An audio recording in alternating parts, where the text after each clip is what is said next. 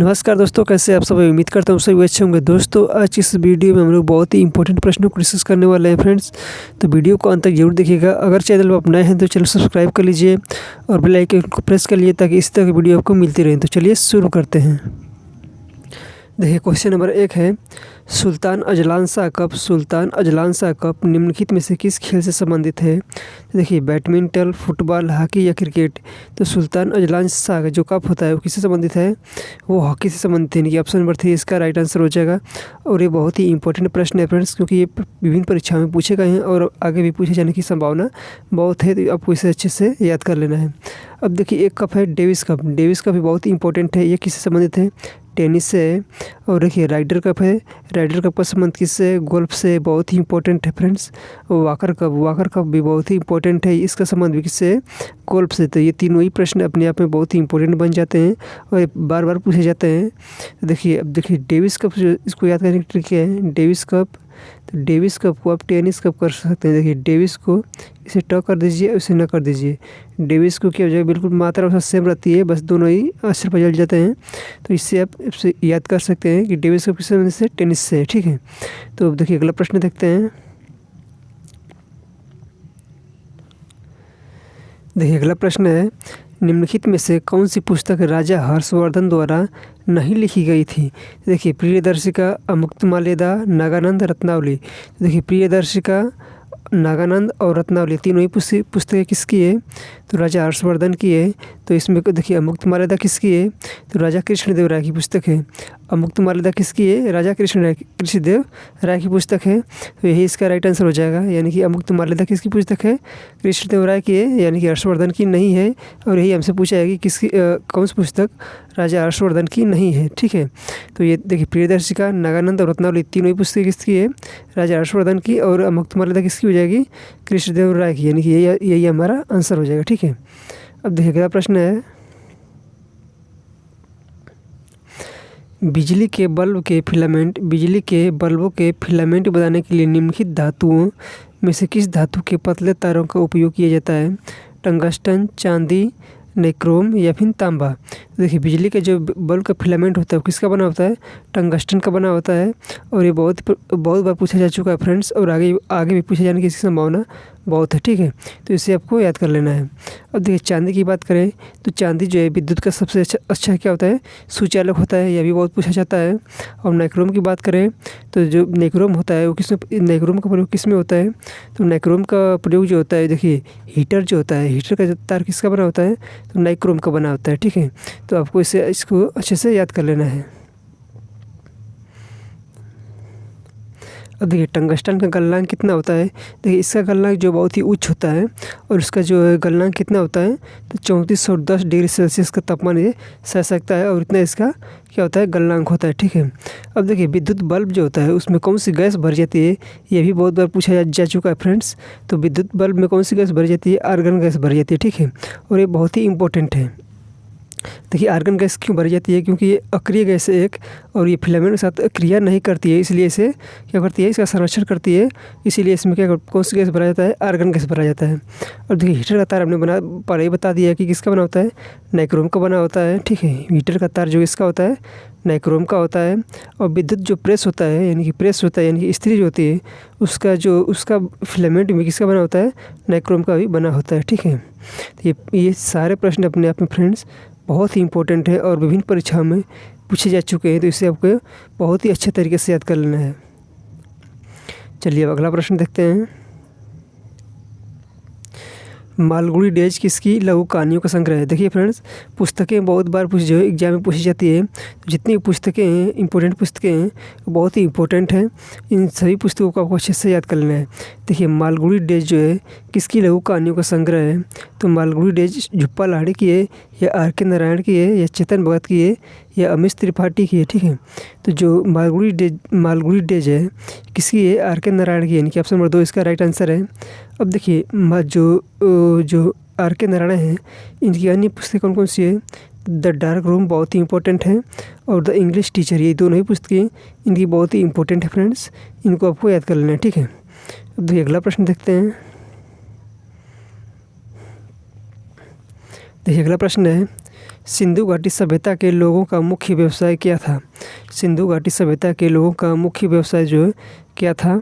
तो देखिए कृषि था, युद्ध था, शिकार था या मछली पालन था। तो सिंधु घाटी सभ्यता का मुख्य जो व्यवसाय था वो क्या था?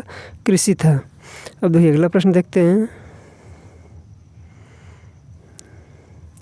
देखिए क्वेश्चन नंबर 5 है, निम्नलिखित में से कौन सा नियम कहता है कि दो वस्तुओं के बीच बल उनके द्रव्यमान के गुणनफल के समानुपाती होता है? कौन सा नियम कहता है? गति का नियम कहता है, या फिर संवेग परिवर्तन का नियम, या फिर जड़त्व का नियम, या फिर गुरुत्वाकर्षण का नियम? तो ये कौन सा नियम होता है? तो गुरुत्वाकर्षण का नियम होता है, यानी कि ऑप्शन नंबर 4 इसका राइट आंसर हो जाएगा। अब देखिए ये जो बल होता है यह बराबर होता है कैपिटल जी होता है गुणे m1 गुणे m2 बटा में r² होता है, ठीक है। और ये इसका फार्मूला होता है। तो देखिए यहाँ पूछा है दो वस्तुओं के बीच बल, ये बल हो गया और उनके द्रव्यमान के गुणनफल के समानुपाती होता है। उनका द्रव्यमान क्या है? m1 गुणे m2, इन्हें क्या आता है? ये समानुपाती होता है। चलिए अगला प्रश्न, तो चलिए फ्रेंड्स अगला प्रश्न देखते हैं।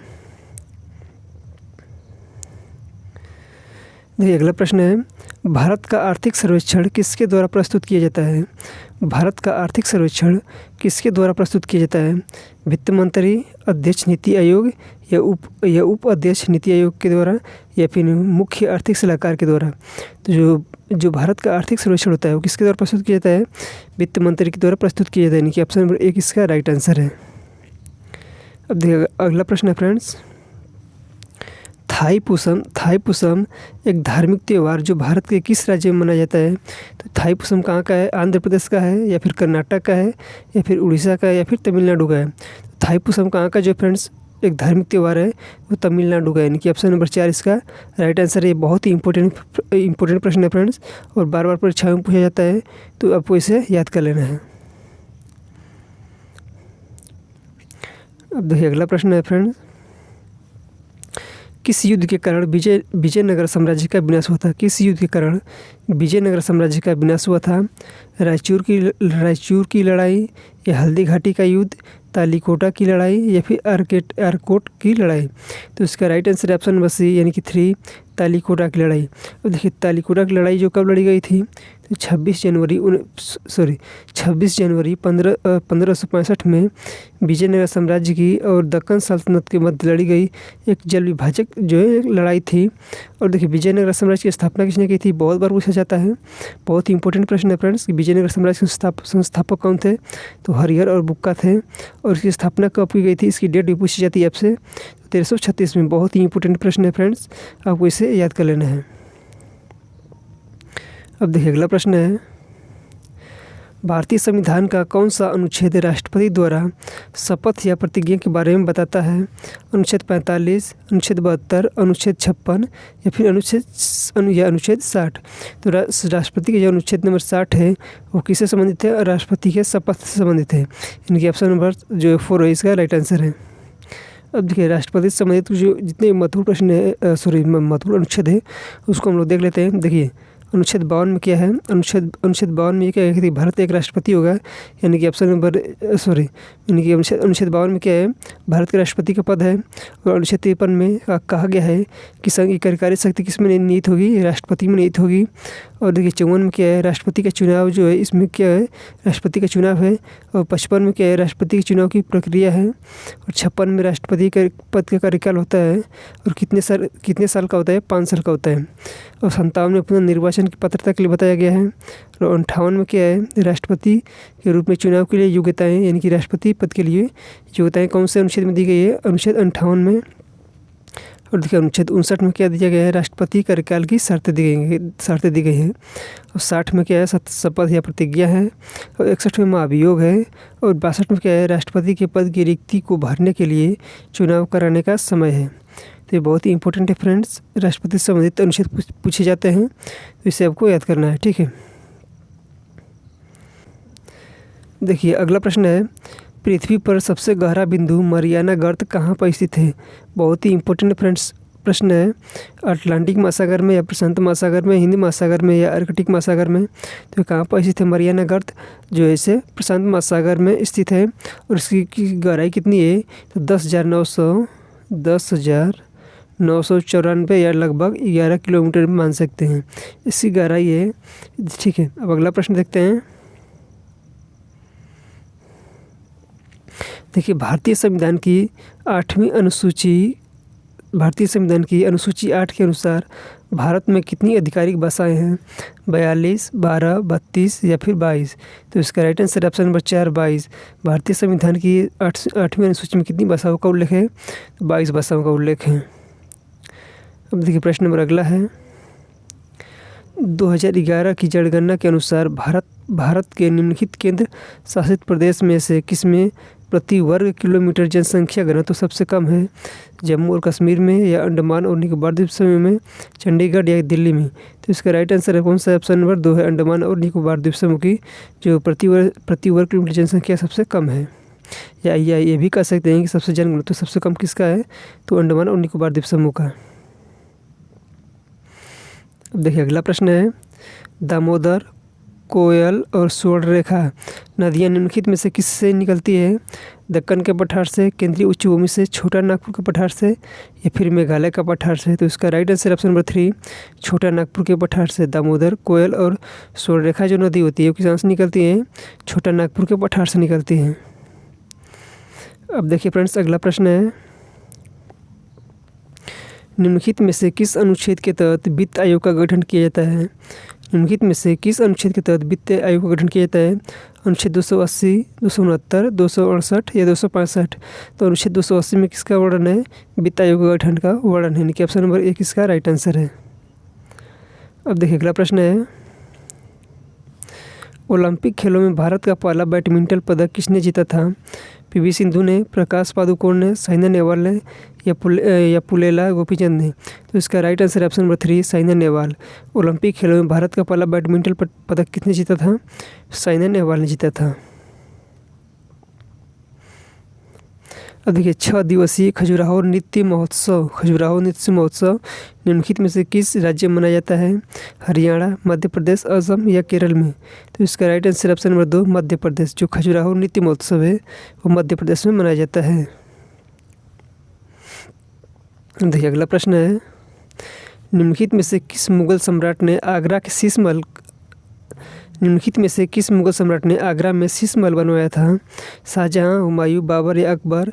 तो इसका right answer option number 1 Shahjahan ने आगरा में शीश महल बनवाया था। अब देखिए, शाहजहां ने कौन कौन से जो मंदिर है या फिर कह लीजिए भवन है उसका निर्माण कराया था? ताजमहल का निर्माण किसने कराया था? शाहजहां ने। शीश महल का निर्माण शाहजहां ने।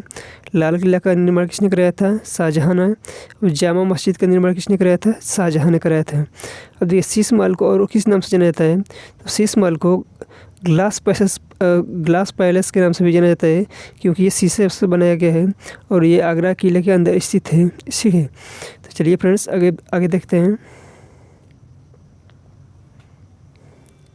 माई लाइफ इन डिजाइन पुस्तक नामक। देखिए, अगला प्रश्न friends. My life in design पुस्तक का अनावरण किसने किया था? फ्रेंड्स? तो गौरी खान ने किया था, यानी कि ऑप्शन नंबर 2 इसका राइट आंसर है। गौरी खान है फ्रेंड्स। यहाँ पर कुछ टाइपिंग मिस्टेक है, इसको आप सुधार लीजिए। गौरी खान यहाँ पर होगा। ठीक है, अब देखिए, अगला प्रश्न है फ्रेंड।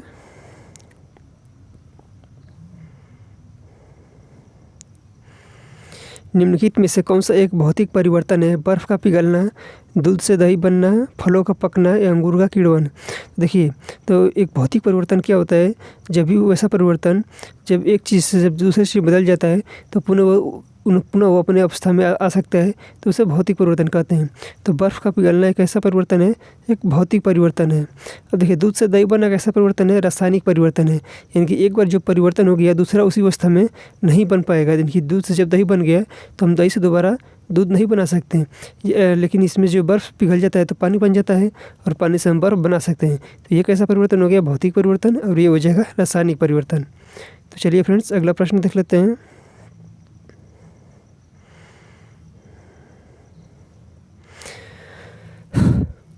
दोस्तों, आज के लिए इतना ही। मिलते हैं अगले वीडियो में, तब तक के लिए जय हिंद।